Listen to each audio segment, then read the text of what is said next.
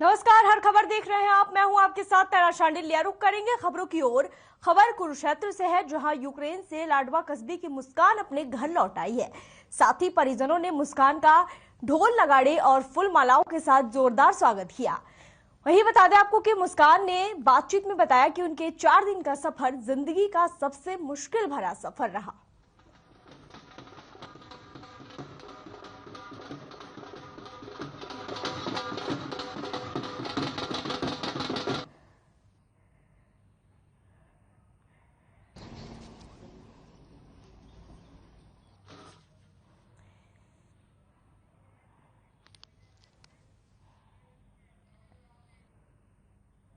Ukraine से लौटे नारायणगढ़ और अंबाला के 6 बच्चों ने नारायणगढ़ में सीएम मनोहर लाल से मुलाकात की।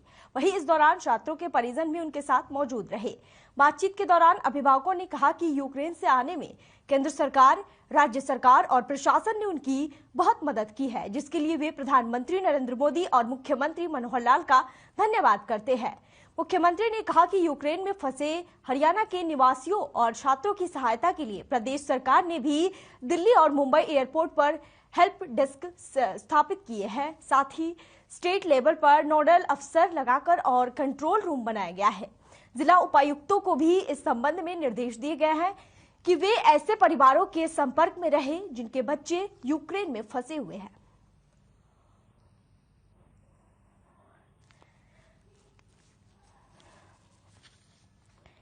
खबर नारायणगढ़ से है, जहां बता दें आपको यूक्रेन से नारायणगढ़ और अंबाला के 6 बच्चे वापस लौटे हैं। जहां घर वापस लौटने के बाद परिजन बेहद ही खुश नजर आ रहे हैं। साथ ही नारायणगढ़ में सीएम मनोहर लाल से भी परिजन और बच्चे मुलाकात किए। वहीं इस दौरान छात्रों के परिजन भी वहां मौजूद रहे। बता दें आपको केंद्र सरकार, राज्य सरकार और प्रशासन ने उनकी बहुत मदद की है। इसके साथ ही परिजनों ने केंद्र सरकार, राज्य सरकार और प्रशासन का भी यहां पर धन्यवाद किया।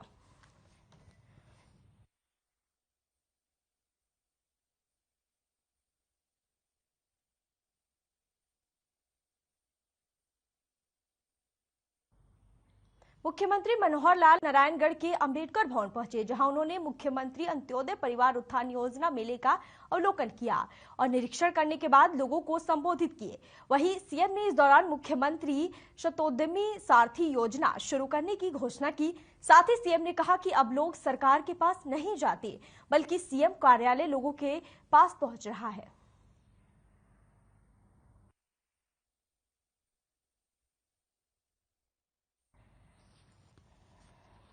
मुख्यमंत्री मनोहर लाल नारायणगढ़ के अंबेडकर नगर भवन पहुंचे। वहीं उन्होंने मुख्यमंत्री अंत्योदय परिवार उत्थान मेले का अवलोकन किया। बता दें आपको कि मुख्यमंत्री निरीक्षण करने के बाद साथ ही लोगों को संबोधित किए और सीएम ने इस दौरान ऐलान किया मुख्यमंत्री तो उद्यमी सारथी योजना शुरू करने की। साथ ही बता दें आपको कि सीएम ने लोगों को मेले में संबोधित किया। साथ ही सीएम ने कहा कि अब सभी लोग योजनाओं का लाभ भी उठा रहे हैं और साथ ही बाकी सारे लोगों की समस्याओं का समाधान भी किया जा रहा है।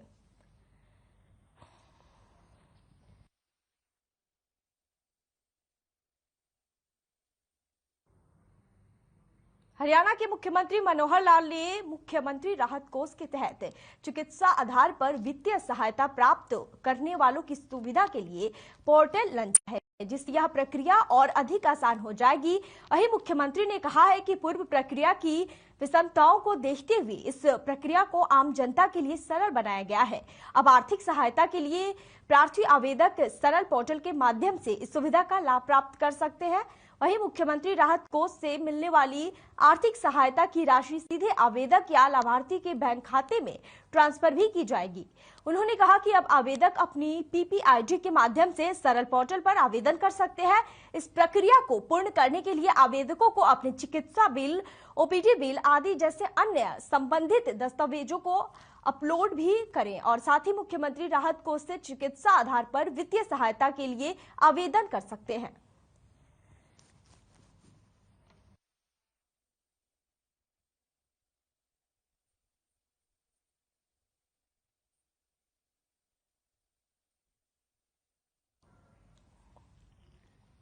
मुख्यमंत्री अंत्योदय परिवार उत्थान मेले के आयोजन में सीएम मनोहर लाल करनाल के घरौंडा गांव पहुंचे, जहां उन्होंने लोगों से कहा कि प्रदेश का हर नागरिक सरकार की योजनाओं का लाभ उठाए। साथ ही उन्होंने कहा कि निम्न वर्ग के लोगों के लिए हरियाणा सरकार कम ब्याज दरों पर ऋण उपलब्ध करवा रही है और इन योजनाओं के माध्यम से कोई भी व्यक्ति अपना स्वरोजगार स्थापित कर आत्मनिर्भर बन सकता है। जो मनोहर लाल खट्टर यहाँ पर आ चुके हैं। मुख्यमंत्री जी इस मामले में बहुत ही कंसर्न है और संवेदनशील है। जैसा कि आज सीएम साहब ने बताया कि मुख्यमंत्री बनने से पहले संगठन में भी उनके जिम्मे पूरे देश भर का अंत्योदय प्रकोष्ठ की जिम्मेवारी थी। अंतिम व्यक्ति का उदय, जो यहाँ बहुत ज्यादा गरीब लोग हैं उनका रोजगार बने, कम से कम 15,000 रुपये मासिक वो कमा पाए, उसको लेकर ये कल्पना लेकर ये मेलों का शुरुआत की। 1060 परिवारों को आज निमंत्रण दिया गया है। अभी तक 400 से ऊपर लोग आ चुके हैं। उनको टाइम दिया जाता है, नहीं तो सारे एक समय आ जाएंगे तो जुड़ जाएगा। इसलिए टाइम लेकर के शाम के 5 बजे तक सबको बुलाया है, 6 बजे तक मेला चलेगा। तो हम चाहते हैं कि जो कोई काम करना चाहता है उसको जिस चीज की जरूरत है, उसको ट्रेनिंग की जरूरत है ट्रेनिंग लेंगे, उसको पैसे की जरूरत है तो लोन देंगे। कुछ स्कीमों में सब्सिडी भी है, वो सब्सिडी फ्री मिलेगी। कुछ लोन पर हमने ब्याज मुक्त किया, ब्याज का जो है हम लेंगे ताकि उसको सुविधा हो जाए। ये फायदा है कि यहाँ पे हमारे मुख्यमंत्री जी पहुंच रहे हैं, मनोहर लाल खट्टर जी। इसमें कम परसेंटेज ब्याज पे हमारे को लोन दिया जा रहा है। हम आगे अपना रोजगार बढ़ा सकते हैं, कोई अपना काम धंधा कर सकते हैं जी। वैसे पढ़ाई लिखाई पे हमारे को कोई रोजगार नहीं मिल रहा सरकार की तरफ से। वैसे हमें मंत्री जी को बहुत अच्छा प्रोसेस दिया, ये भी हम कम परसेंटेज पे ब्याज पे हमारे को लोन दिया जा रहा है कि हम अपना काम कर सके। इसी तरह कहना चाह रहे हैं तो फायदा है जी, सरकार की यह नीति है जी भी सबको रोजगार मिले, सबको कोई वो न रहे। आगे सब ये लगे जी कोई रोजगार 50,000 का, लाख का जी, इसके लिए कर रहे जी सब। कोई भी सरकार के ऊपर तो पूरे में भंडार खुले है जी। फायदे इसमें जी नू कह रहे भाई कुछ ही 30-40% तो छूट ही छूट है। और गरीब आदमी भाई इसमें नाम बातर थोड़ी थोड़ी किस्त बनेगी, भी अपना गुजारा भी चलाए और पूरे अपने साथ हो बहुत ये लेकर चली सरकार। महिला विकास से जी मुझे बहुत फायदा लगा। ये स्कीम मैंने बहुत अच्छी लगी, सरकार का बहुत बहुत धन्यवाद करती हूँ। इसमें 3 लाख का मुझे लोन हुआ है, ब्याज माफ है। इससे मैं अपना काम करके दुकान का कुछ भी तो मैं लोन भर सकती हूँ।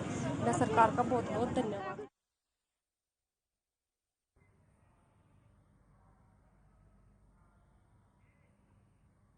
शिक्षा मंत्री कंवरपाल गुर्जर ने जगाधरी की शांति कॉलोनी में 2 करोड़ रुपए की लागत से बनी सड़क और 13 ट्यूबवेलों का उद्घाटन किया। बता दें आपको कि शिक्षा मंत्री ने इस मौके पर कहा कि सरकार लगातार बिना किसी भेदभाव के विकास कर रही है और साथ ही हमारी सरकार के राज्य में प्रदेश निकास की और अग्रसर हो रहा है। वहीं उन्होंने इस दौरान विधानसभा में हुए हंगामे पर भी कांग्रेस पर जमकर निशाना साधा। कंवरपाल गुर्जर ने बताया कि बजट को लेकर सभी दलों से मुख्यमंत्री ने बातचीत की और सबके सुझाव भी लिए। वहीं आगामी बजट जन कल्याणकारी होगा।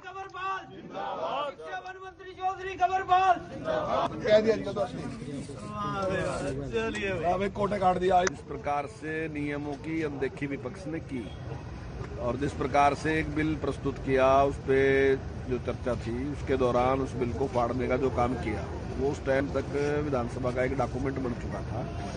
और जिस प्रकार से उसको फाड़ के जो अमर्यादित व्यवहार हमारे बहुत ही सीनियर मेंबर हैं जो उन्होंने किया, तो उसके खिलाफ माननीय अध्यक्ष जी ने उस पर नोटिस लिया और उनको इस सेशन के लिए पूरे टाइम के लिए निलंबित करने का आदेश उन्होंने दिया। मुझे ऐसा लगता है कि कांग्रेस की कोई तैयारी नहीं थी, उनके पास कोई विषय नहीं था। इस वजह से जानबूझ के उनका ये प्रयास था कि किसी तरीके से हम वॉकआउट कर दें।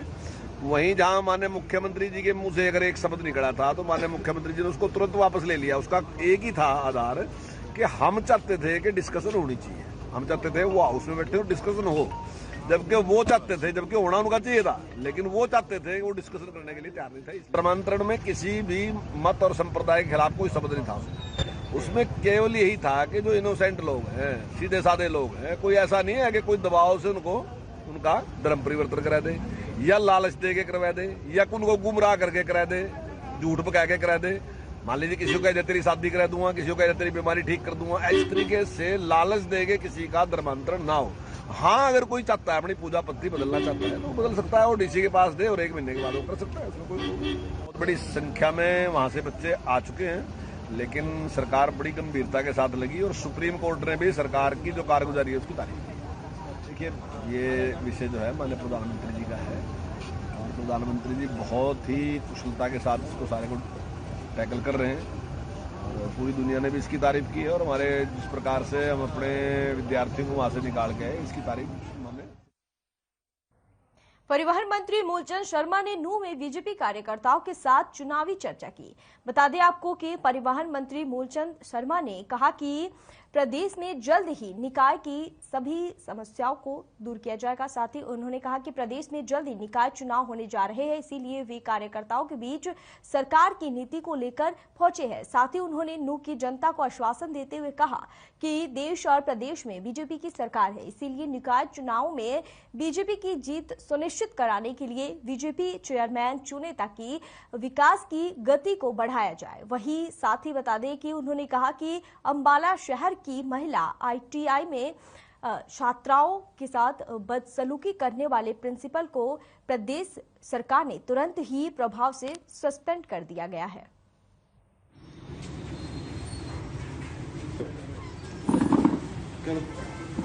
और जो अंबाला में कहा बेटी बचाओ बेटी पढ़ाओ अभियान के तहत और महिलाओं को आगे देखते हुए जो अंबाला के जो प्रिंसिपल है जो सिर्फ महिलाओं के साथ जो बदतमीजी करी है मेरे सामने था, उसको हमने सस्पेंड कर दिया। उसकी कार्रवाई उसके जो भी होगा इंक्वायरी की बात करेंगे, इंक्वायरी के बाद देखेंगे क्या है।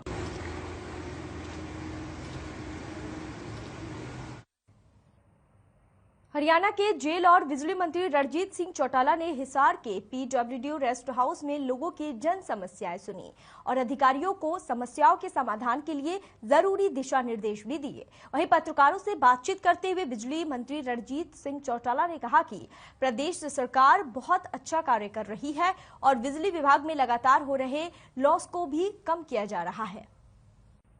के लिए जो उसमें होता है 5 लाख 4 लाख वो तुरंत देते हैं, ऐसा नहीं है, पर फिर भी घटनाएं तो देखो इस तरीके की हो ही जाती है। कर रहे कई बार स्विच ऑफ करने में ऑन होने में वहाँ बिजली के तार में कोई कहीं रह जाता है तो ऐसी एक आधी घटना होती है, पर गवर्नमेंट तुरंत लुक आफ्टर करती है।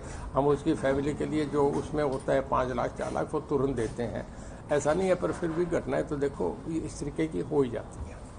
हो रहे अभी असिस्टेंट लाइनमैन के हमारे Haryana state staff selection commission है, उसमें लोगों ने पेपर दिए हैं, वो अभी उसमें हो रहा है, वो उसका काम है। कौन लोग क्वालिफाई करेंगे, उन्हें जो नंबर 1 पे जैसे मेरिट में।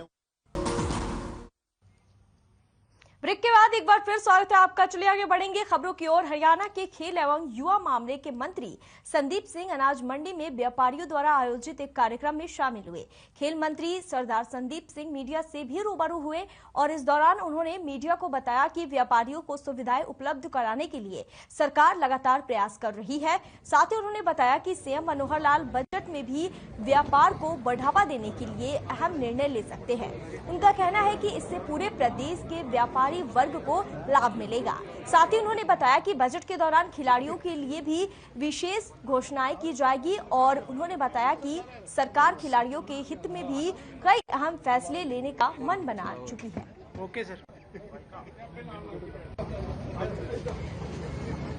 बजट आएगा खिलाड़ियों के लिए। अभी आप ये देख लीजिए कि बहुत सी चीजें में पिछले कई सालों से over the years Haryana government ने, भारतीय जनता पार्टी की सरकार ने बदलाव लाया है और मैं ये आपको यकीन दिलाता हूँ कि जो 2022-23 का जो बजट होगा उस बजट में खिलाड़ियों के लिए और मैदानों के लिए और खिलाड़ियों को ग्रास रूट से उठाकर एक ऊंचाइयों तक लेके जाने के लिए ये सारा का सारा जो है बजट उस प्रकार होगा जिससे कि बच्चा जब खेल शुरू करे, कैच देम यंग पॉलिसी के तहत जो हमारी नर्सरीज हैं उसको भी हमने बढ़ाया है। आप स्टेडियम्स की मेंटेनेंस को देख लीजिए, नए स्टेडियम जियो मैपिंग के द्वारा जहां जहां पर जरूरत है। झज्जर के प्राचीन गुरुकुल का 104वां स्थापना दिवस कार्यक्रम शनिवार से शुरू हुआ। बता दें आपको, इस दौरान मंत्रोच्चारण के साथ भवन यज्ञ किया गया। इसी दौरान कार्यक्रम के दूसरे दिन मुख्यमंत्री मनोहर लाल गुरुकुल के संस्थापक स्वामी ओमानंद संग्रहालय की आधारशिला रखे। वहीं बता दें आपको कि वर्तमान में गुरुकुल के स्वामी ने बताया कि ये गुरुकुल 106 सालों से चलाया जा रहा है, जिसमें स्वामी ओमानंद 1942 में आजादी से पहले शिक्षा दिया करते थे। गुरुकुल का उद्देश्य है कि यहाँ पर वैदिक तरीकों से शिक्षा दी जाती है और यहाँ पर राष्ट्रभक्त उभर कर सामने आते हैं, जो शिक्षा ग्रहण करके पूरे भारतवर्ष में आर्य समाज का प्रचार और प्रसार करते हैं।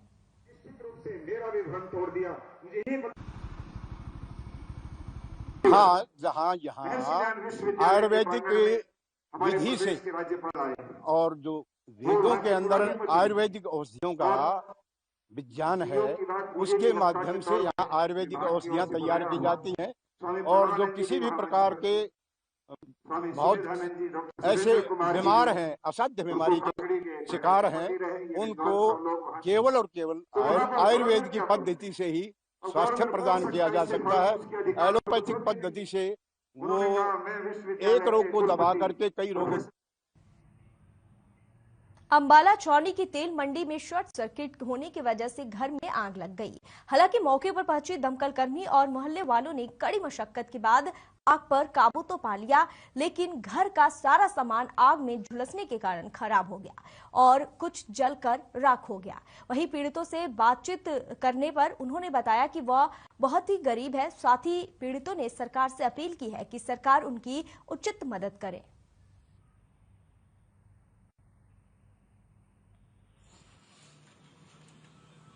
जी, हम काम पे गए थे। मैं घरों में काम करती हूँ और मेरा बेटा भी काम पे गया था और क्या कहते हैं, हमें पता नहीं जी कैसे आग लगी। मोहल्ले में हमारे पड़ोस में सब ने आग बुझाई और वो आग बुझाने वाले भी आए थे हैं। और क्या कहते हैं, हमारी मदद हो सके तो करो, मेरा बहुत नुकसान हुआ है।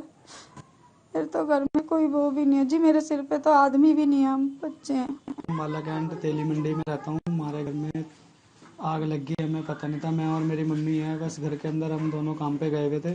पड़ोसियों के किसी का फ़ोन आया मेरे पास, तो हमने उसी टाइम आए। फिर हमने देखा घर में आग लगी हुई है। फिर आग उग बुत हुई, हमने सारे मोहल्ले वाले लगे हुए थे। हम फायर ब्रिगेडर को कंप्लेंट करी, वो भी आए हैं। फिर उन्होंने भी आग उग बुत हुई है और हमारे कने सारा कुछ जो सामान था सब जल चुका है। हमारे कने घर में कोई कमाने वाला है नहीं, मैं अकेला और मेरी मम्मी है बस। और मैं तो सरकार से यही गुजारिश करता हूँ, जो हमारी हेल्प कर सकते हैं थोड़ी बहुत, वो आप हेल्प करिए। हमारे संग करेगी तो हम उन्हीं के नाम से जी सकते हैं, नहीं हमारे पास तो। गन्नौर में एक बार फिर तेज रफ्तार का कहर मुसीबत का सबब बन गया, जहां दरअसल नेशनल हाईवे 44 पर एक तेज रफ्तार कैंटर ट्रक से जा टकराया, जिसके चलते टैंकर चालक की तो मौके पर ही मौत हो गई। बताया जा रहा है कि हादसे के वक्त कैंटर में करीब 40 लोग मौजूद थे, जिसमें से 20 लोग गंभीर रूप से घायल हो गए हैं। जानकारी के मुताबिक कैंटर में सवार नोएडा और फरीदाबाद के 2 परिवार मां वैष्णो देवी के दर्शन के लिए जा रहे थे। घटना के बाद से पुलिस मामले की जांच में जुटी हुई है और घायलों को इलाज के लिए अस्पताल में भर्ती करवाया गया है, जबकि शव को पोस्टमार्टम के लिए भी भेज दिया गया है।